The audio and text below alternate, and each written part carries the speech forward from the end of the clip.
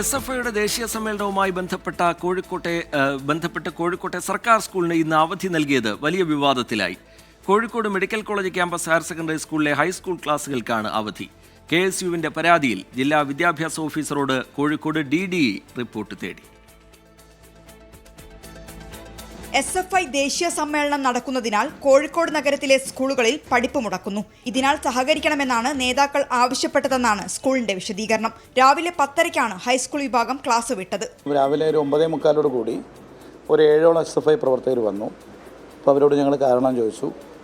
അപ്പോൾ അവർ പറഞ്ഞു, നമ്മളെ അഖിലേന്ത്യാ സമ്മേളനം ടൗണിൽ നടക്കുന്നുണ്ട്, അപ്പോൾ ഒരു റാലി നടക്കുകയാണ്, നഗരത്തിലെ മുഴുവൻ വിദ്യാഭ്യാസ സ്ഥാപനങ്ങളിലും ഞങ്ങൾ പഠിപ്പ് മുടക്ക് ആഹ്വാനം ചെയ്തിട്ടുണ്ട്, അപ്പം സ്കൂൾ വിടണം എന്ന് പറഞ്ഞു. ഞങ്ങൾ വിടാൻ പറ്റില്ല എന്ന് പറഞ്ഞു.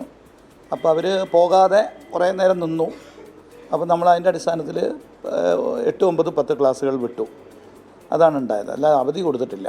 മുഖ്യമന്ത്രി പിണറായി വിജയൻ പങ്കെടുക്കുന്ന സമാപന സമ്മേളനത്തിലേക്ക് ആളെ കൂട്ടാനാണ് വിദ്യാർത്ഥികളെ SFI പ്രവർത്തകർ വിളിച്ചിറക്കിയതെന്നാണ് ആരോപണം.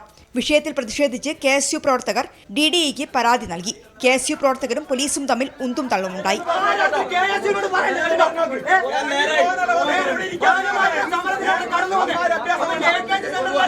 DOനോട് റിപ്പോർട്ട് ചോദിച്ചിട്ടുണ്ട്. അതിൻ്റെ അടിസ്ഥാനത്തിലാണ് കാര്യങ്ങൾ പറയാൻ കഴിയുള്ളൂ.